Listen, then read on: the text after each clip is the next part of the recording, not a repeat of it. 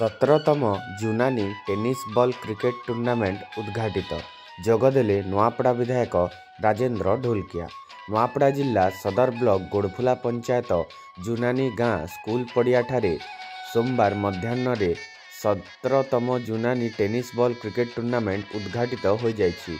तेबे एही टूर्नामेंट आयोजक ऑल यूथ मास यूनानी सभापति पवित्र मोहन बेमाल अध्यक्षतार आयोजित एही टूर्नामेंटर उद्घाटनी उत्सव में मुख्य अतिथि भाव में नुआपड़ा विधायक राजेंद्र ढोलकिया, सम्मानित अतिथि रूपे गोड़फुलार पूर्वतन सरपंच श्री कृष्णचंद्र खरसेल, पूर्वतन समिति सभ्य पीताम्बर खरसेल, वार्ड नंबर 8 सभ्य दामोदर बंछोर, लोकनाथ खरसेल, सुलोचना हंस, इंद्रमणि पुंजी, रजऊ बेमाल, डमरू खरसेल, कार्तिक हंस प्रमुख जोगदे मंचासीन थिले।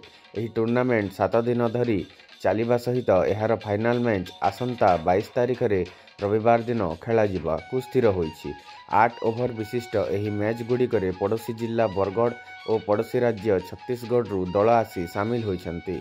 एही टूर्नामेंटर विजेता दल को नगद 14,000 टंका सहित ट्रॉफी प्रदान कराजिबाकु स्थिर होइथिबा बेले उपविजेता दल को नगद 8,000 टंका और ट्रॉफी प्रदान कराजिबो। तेबे एही उद्घाटनी उत्सव रे कार्यक्रमर प्रथमार्धरे यूनानी विद्यालयर कुनी कुनी छात्री मानक द्वारा प्रारंभिक संगीत गान करा जाई महाप्रभु श्री जगन्नाथଙ୍କ ठारे अतिथिगणଙ୍କ द्वारा दीप प्रज्वलन करा जाइतिला। एहा सहित अतिथि मानकर द्वारा नवनिर्मित खेल पड़ियार स्टेजर मध्य उद्घाटन कार्यक्रम करा जाइतिला।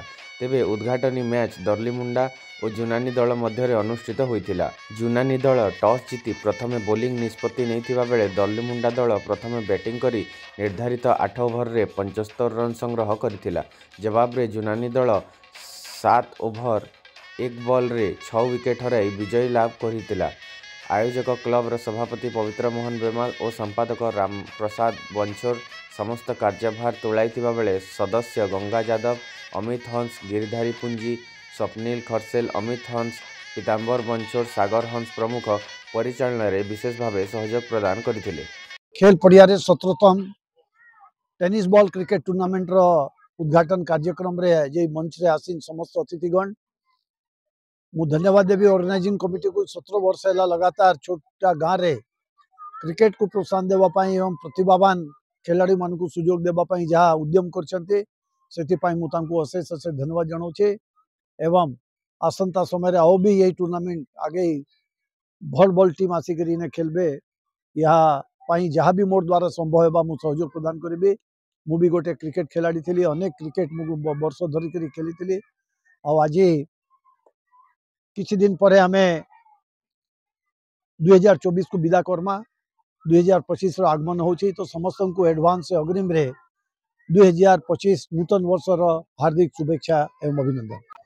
आज बहुत खुशी कथा जे आमर जुनवानी रो यूथ क्रिकेट टूर्नामेंट जो आमर कमिटी अच्छी पिला माने बहुत उत्साह रे आज ओपनिंग स्टार्ट हेछि आमर क्रिकेट टूर्नामेंट रो।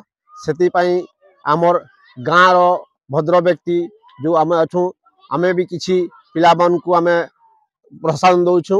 आरु 17 वर्ष हला आमर ए टूर्नामेंट चली छी। आ बहुत शांति श्रृंखला रे टूर्नामेंट रो आयोजन करूछन। सेति पई मी आमर क्रिकेट टूर्नामेंट रो आमर युवा क्रिकेट टूर्नामेंट रो पिला मन को मोर बहुत विशेष धन्यवाद और आमर शुभकामना तांको संगे लागि थाउ। 17तम यूनानी कप रो आयोजन करा जायछि। एठी मोर सर्वमोट 24टा टीम को आमे डाकिछु। आमर पड़ोशी जिला बरगढ़ आउ आमर छत्तीसगढ़ राज्य मध्य टीम माने आछंती। आमे एठी प्रथम पुरस्कार रखिछु 14,000 एवं द्वितीय पुरस्कार रखिछु आमे 8,000 टंका। एही टूर्नामेंट आमर यूनानी ऑल यूथ मास क्लब द्वारा आयोजित करा जाउछि। आउ समस्त आयोजक बंधु माने मिसिकी बहुत सुंदर भाव रे आज आमर 17तम यूनानी कप रो आमे एठी आयोजन करिछु।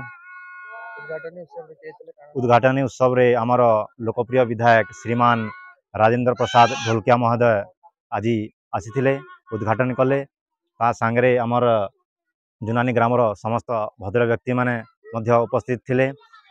एई टूर्नामेंट आमर लगातार 8 दिन धरी चलिबो। आज सोमवार स्टार्ट आउ आमर रविवार दिन फाइनल मैच रखाई। For more updates, please subscribe to our channel and press the bell icon.